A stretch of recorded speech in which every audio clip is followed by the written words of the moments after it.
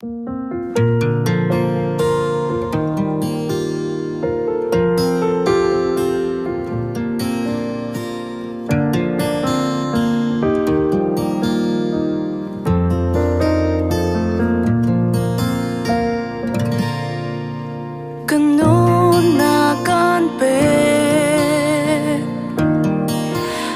panang tanan katu si se kanon ka zau i na cha zum tlak si ahar at sambao mi kanon hi mi tana ka atling lo boy panang talo in tun kanon nak tha ba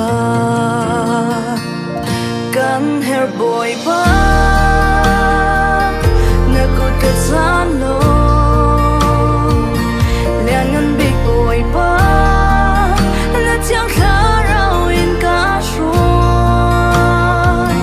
ting lo se mani kin tar tu boy na si kan lay na tan ta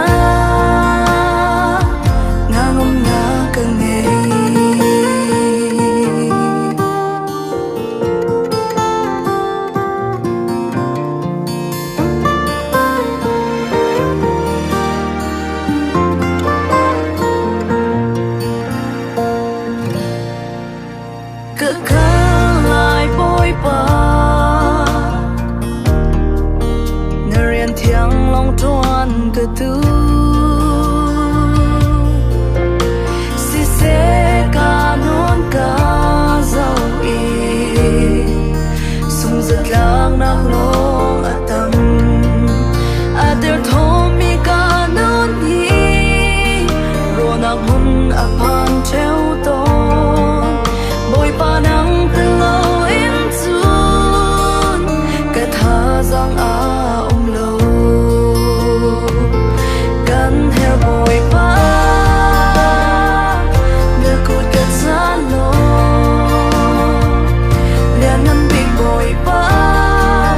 na tiang kha rao in ka shuai king lao se mani kin tar tu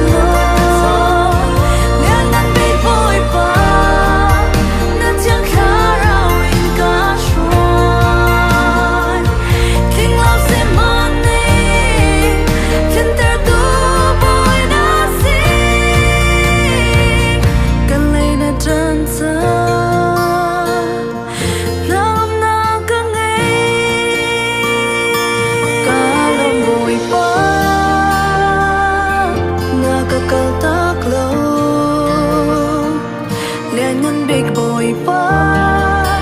nakaumpi sung za ko me so big si mani ngai thiam tu boy na si kan lay na tan ta nangam na ka ngai kan lay na tan ta nangam na ka ngai